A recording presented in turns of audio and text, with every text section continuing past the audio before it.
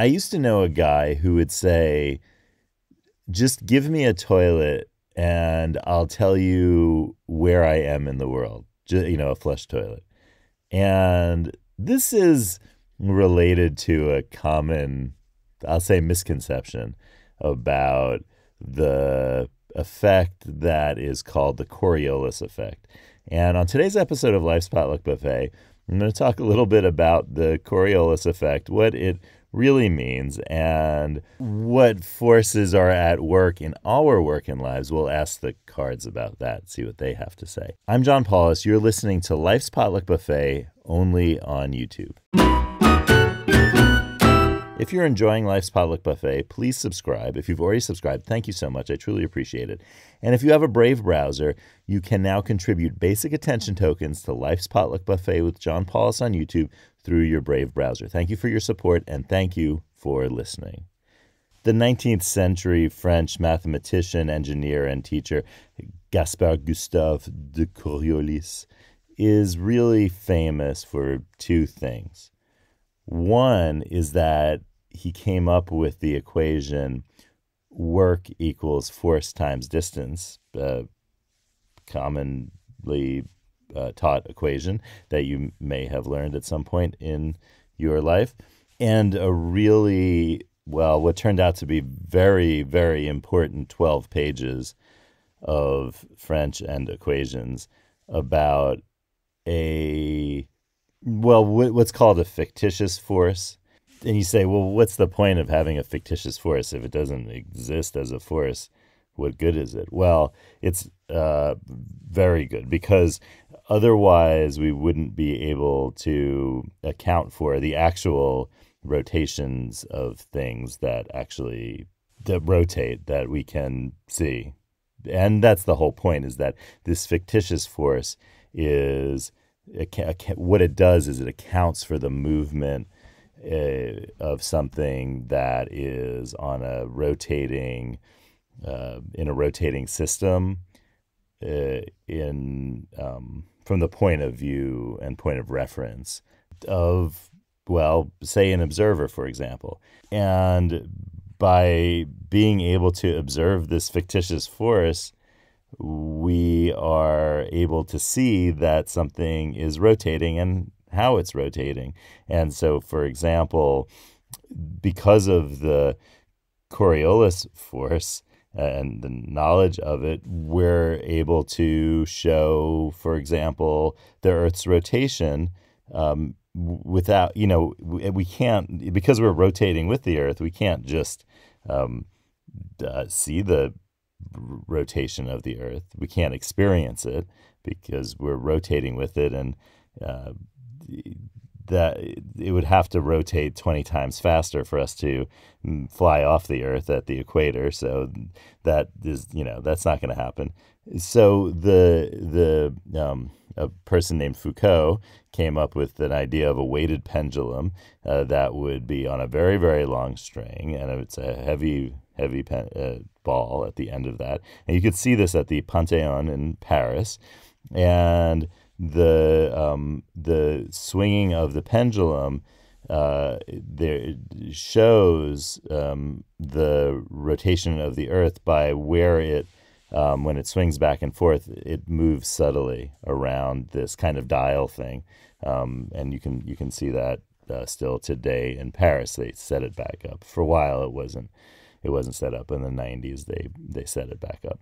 And it's kind of interesting because there was an inkling of this idea that there should be a way to show the rotation of the Earth through sending projectiles over a distance, going back a few centuries, but they didn't work. In fact, they had the opposite effect, where people were like, oh, see, the Earth doesn't rotate because this projectile would have not gone straight as it did. But that's because they couldn't shoot projectiles far enough. Now that we have the technology to send things very far, the Coriolis effect is in full effect. That sounds like an album I should work on. And so you really need to know. And that's where this Coriolis fictitious force comes in handy because you are able to calculate and understand where that projectile is going to land 1,000 miles away when you send it into the air. Why does it work that way? Well, here's why it works that way. Because the projectile has the momentum that it had when it got released, and where you release something from is going to be the velocity part of it. The mass is the same, right? Because the thing you have is going to more or less have the same mass. But the velocity part is going to change quite a bit based on how close to the equator you are, because the equator is where the Earth is spinning at its fastest. Why? Because it's furthest away from the axis of the rotation of the Earth. And so it travels a longer distance in the same time as something close to the North Pole or South Pole. So that's how you figure out how fast something is going, is that whole distance and time thing. And because the equator is covering a much bigger distance in the same exact time, it's spinning faster. Now, what does this mean? This means that if you are going to throw something a really, really long way, like say 1,000 miles, in the northern hemisphere, it's going to veer to the right because the speed at which the Earth is rotating where you threw it, right? And this is where that perspective thing is important, because you're in a certain place, and the speed at which the Earth is rotating where you threw this object has an effect on the object that you're holding. And when you release it, let's say in a northerly direction, you have to account for the fact that there is that momentum that gets conserved that was imparted by the speed of the Earth spinning exactly where you were, which is going to be different where the object ends up. So if you were a very large pitcher and you could throw the ball 1,000 miles, it's going to veer in the northern hemisphere. If you're throwing the ball to the north, it's going to veer to the right, because the speed at which the Earth was rotating where you were is going to be much greater than the speed of the Earth where the ball ends up, which means that the ball is going to travel to the right, and quite a bit to the right. And so that's why it's important over long distance calculations to know about this fictitious force, the Coriolis force. Now, another area that it's really, really important in is weather. And that's because the air, and this is probably the most famous example of the Coriolis effect, the rotation of cyclonic storms like hurricanes and typhoons. They're really big, swirly things. And because they're pretty good size in relation to the size of the Earth, the Coriolis effect is definitely in effect. It's this, when I was talking about the baseball pitcher who could throw the ball 1,000 miles, that large pitcher has to account for the Coriolis effect. Pitcher who's 6 feet tall, who's throwing a ball around 60 feet, does not need to account for the Coriolis effect because the distance is just too small.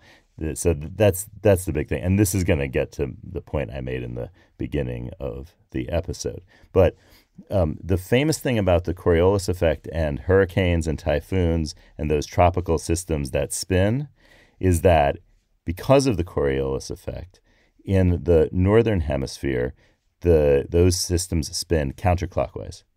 And in the southern hemisphere, they spin clockwise. And why is that? Well, all of the air in that system is getting drawn in to the middle of the system, because the middle of the system is an area of extremely low pressure. That's that eye of the hurricane or typhoon. That eye area is an area of exceedingly low pressure. That's where some of the lowest pressures ever recorded on Earth have been recorded, because that's how these systems work. So, and we won't get into that today. But the point is that the higher pressure air that's surrounding that, you can see in those clouds that are in a higher pressure system that's surrounding the lower pressure system, want to go to the area of low pressure, because areas of high pressure want to go to areas of low pressure. So that is directing all of them towards the center. Now, because of the deflection of the Coriolis effect, when they don't just go straight into the center, because the Earth is rotating. And so the Earth keeps deflecting them to the right. And so when they keep on getting deflected to the right, they start spinning counterclockwise. And the same thing is true in the southern hemisphere because of the Coriolis force. And that's for the same reason that it spins counterclockwise in the northern hemisphere, except for the difference in velocity between the equator and the South Pole makes these things circulate and get deflected to the left rather than to the right. And so that is what is producing the telltale clockwise spin of tropical systems in the southern hemisphere and the counterclockwise spin of tropical systems in the northern hemisphere. And what does that mean for the toilet in the southern hemisphere or the toilet in the northern hemisphere? Nothing. Same thing with sinks or bathtubs or just anything, really. The pitcher that is large and can throw the ball 1,000 miles, the toilet or the sink or the bathtub, the drainage system is too small to be noticing the Coriolis effect. And so it's not really, it doesn't affect which way the drains drain. So that's what the guy at the beginning of this episode, when I was telling you about the guy who's always saying, oh, I could just figure out where, on Earth I am in terms of southern hemisphere or northern hemisphere because of the flushing a toilet. Toilets flush in both counterclockwise fashion and in clockwise fashion, both in the southern hemisphere and northern hemisphere. It has much more to do with the design of the toilet and such factors than it does with the Coriolis effect, because the Coriolis effect is negligible at that small scale. You need really large scales for this effect to be in effect. In fact, try it where you are and see which way the toilet flushes. For the sake of this episode, I observed the toilets flushing here, and they all flush because they're the same maker and model of toilet. They all flush clockwise, actually. So there you have it. And I'm not in the southern hemisphere. I'll just tell you that much. Okay, let's ask the cards. Before this gets out of hand, let's ask the cards. What forces are in operation in our lives that are not negligible? So here we go. Yellow lemons, blue dumplings, magenta noodles, cards. Tell us some things.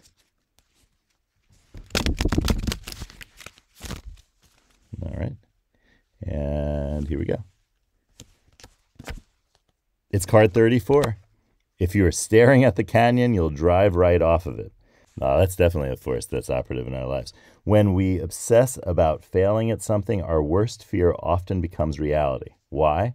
Well, think of it like driving a vehicle. You steer towards what you were looking at. Oh, this kind of makes sense when we're talking about directions and curves and so forth. If you're staring at the big chasm you fear, you tend to drive right towards it. If you look instead at the road ahead of you, you drive straight down it. So think about this right now. what outcome are you most afraid of, and what's at the end of the road that you ought to be looking down. Oh, and if that is more than just a little ways in the distance, is a really long way away for you, then also add that kind of calculation for the Coriolis effect and kind of aim a little bit to the left or right if you're in the southern hemisphere. I'll see you tomorrow on Life's Potluck Buffet.